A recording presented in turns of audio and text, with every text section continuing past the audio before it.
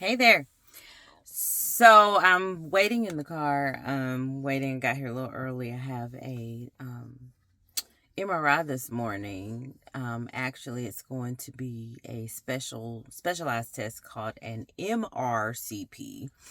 Where they actually look at the liver, the pancreas, but most importantly, the bile ducts. So I've been having, this is kind of like a follow up from my previous liver MRI that I had earlier in the year. Now, why is this important? So, as an endo warrior, when it comes to endometriosis, that girl gets any and everywhere, okay? Um and Endo has already taken my appendix, so if you know other Endo warriors, if you've had your appendix removed, drop it down in the comments. I'm sure you have. Endo has done my appendix, my intestines, my cecum, all the things, okay? And it's so crazy because very much like when you get a sinus infection and you think about it, like the sinus organ itself is actually so small, but if you get a sinus infection or a sinus headache, you feel terrible. Like it just takes over everything, right? Endo is that girl. Endo, if you've ever seen, I can only speak to what mine looked like. But it looks like specks of pepper. I love my OBGYN. She actually took pictures for me because I'm that why and want to see it person, to connect the dots. And so I actually have pictures of mine from my various laparoscopies over the years. But so anyway, so just an update. So I'm here today, waiting to get ready for the MRCP. It is an MRI. I'm here all the time. One thing I do want to mention, as far as just from a health advocacy standpoint, is that I get all of my MRIs at the same place. So within the medical network, you can go through now with technology and schedule your appointments through your My Chart and whatnot.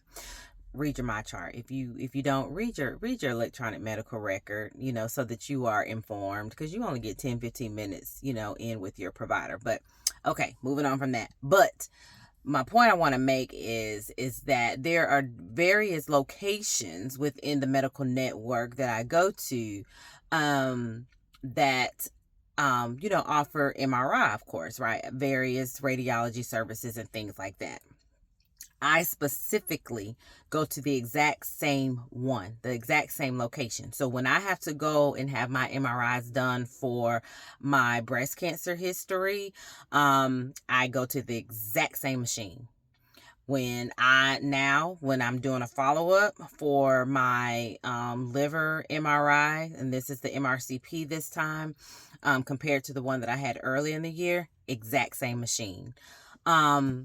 There's a thing called scanxiety, especially for those that have had cancer, such as myself. So that's a given, right?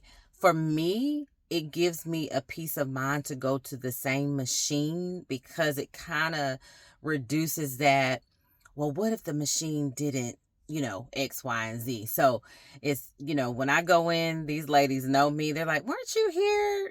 Don't I feel like I know you. Yep. That's me. I'm here twice a year at least.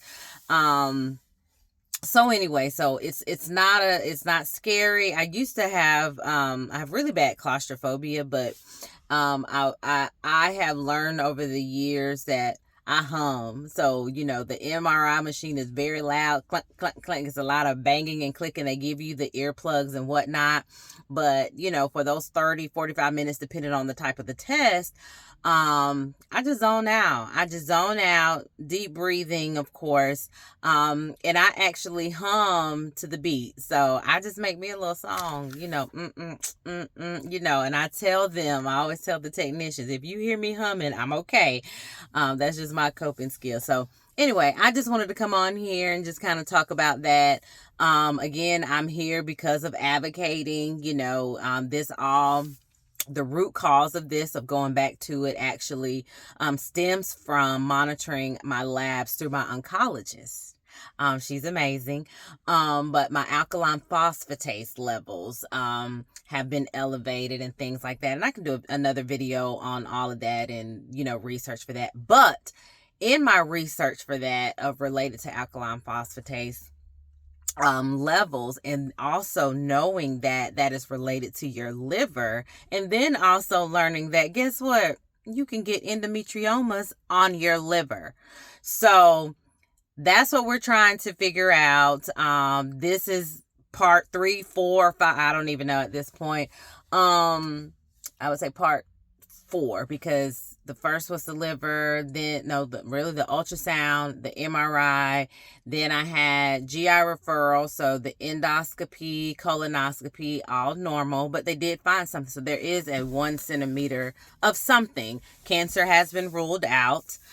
So now we're here to check out to see if it's all related to the bowel ducts, which it is, but if they can see further as far as what it is. So we shall see. So again, always advocate for yourself, always ask questions, read your my chart, so that you can be informed as a patient. Remember, the patient provider, that's a partnership. Look at it as a partnership. We can't, providers, physicians, they are human just like us.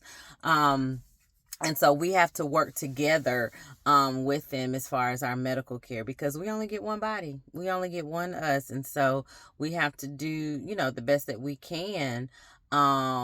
There's so many resources that are available out there. Make sure you're looking at reliable, incredible resources as far as your information and your research. A lot of things out here on YouTube as well. But also just want to give a quick shout out before I get off of here. Walk for 1 in 100. This is ACHA. So I'm always advocating for my different unique health issues. So this is the CHD, Congenital Heart Disorder organization, Adult Congenital Heart Association. So check out ACHA. I think it's achaheart.org. Either way, Google it, Walk in 100. If there's a walk anywhere in your area, feel free to check us out.